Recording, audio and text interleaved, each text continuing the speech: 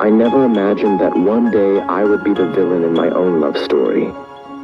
I was the man who vowed forever, the man who held her hand and promised to love her until my last breath. And yet, here I am, confessing my sins, knowing I have already lost the woman who once called me her everything. My name is Daniel Carter. I am 38 years old, a successful architect, and a man who had everything: a beautiful wife, a perfect home, and a love that others envied. But I threw it all away for a moment of weakness. Her name was Emily, my wife, my best friend, the woman who built a life with me from nothing, and I betrayed her in the worst way possible. Emily and I had been married for 10 years. In the beginning, our love was like wildfire, burning with passion, excitement, and an unbreakable bond. But as time passed, life became a routine.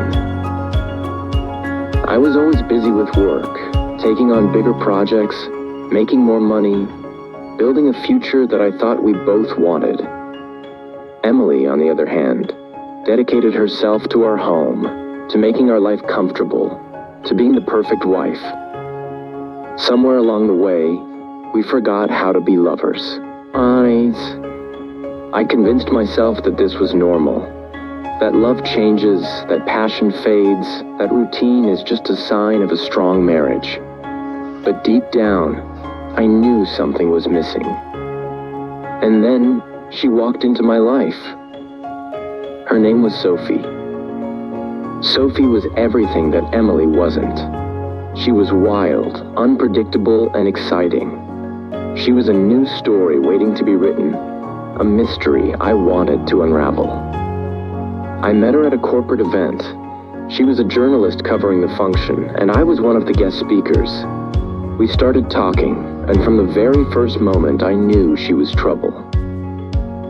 She laughed too loudly, spoke too freely, and looked at me like I was the only man in the room. It had been a long time since I felt that kind of attention. Since a woman looked at me with admiration, hunger, desire. I should have walked away. I should have gone home to Emily and kissed her the way I used to. But I didn't. One drink turned into two. A conversation turned into a secret. And before I knew it, I had stepped into a world where my wife no longer existed. It started as a harmless flirtation. A text here, a coffee there. But soon, it became something more. Sophie made me feel alive again. She reminded me of the man I used to be, the man who wasn't weighed down by responsibilities, mortgages, and work stress. With her, I laughed more, talked more, and felt a rush I hadn't felt in years. And then it happened. The night I crossed the line. It was late. I told Emily I had a business trip. I lied. I was with Sophie in a small hotel by the sea where no one knew us, where no one would question a man and a woman lost in passion. For the first time in years, I felt young again. I felt like a man who wasn't bound by responsibility, but by desire.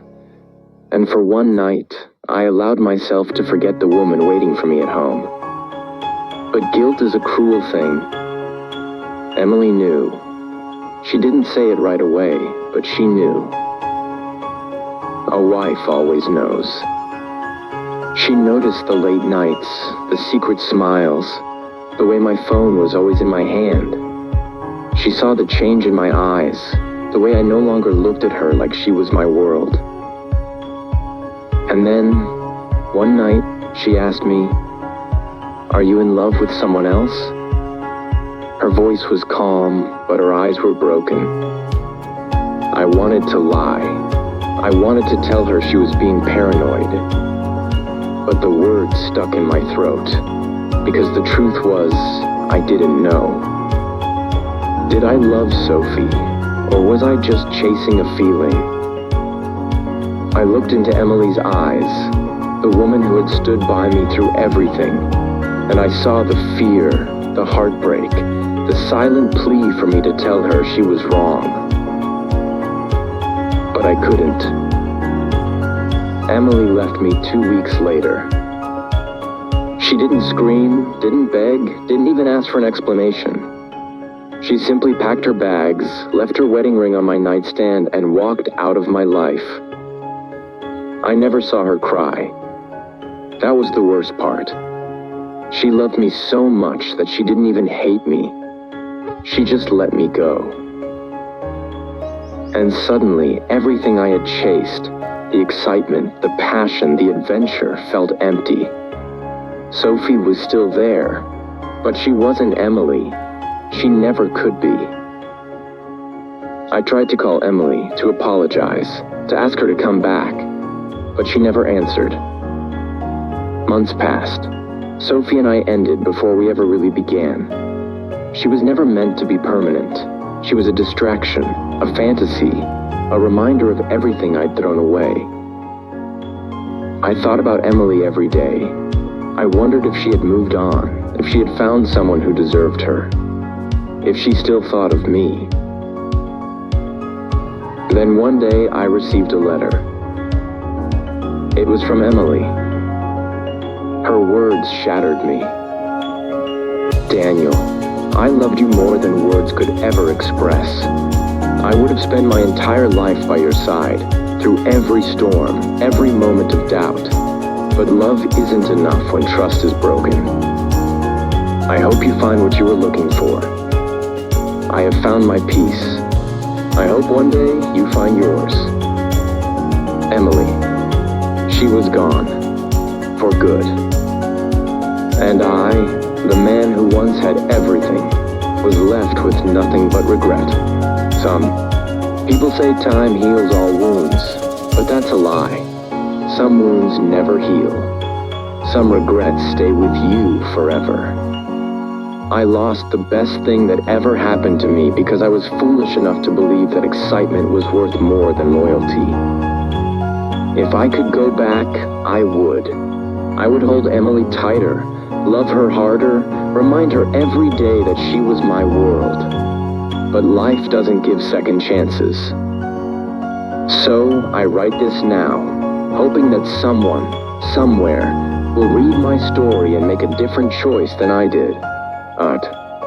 Because love, true love, is not about the thrill of something new. It's about choosing the same person every single day, even when the excitement fades. I learned that lesson too late. And I will spend the rest of my life wishing I hadn't.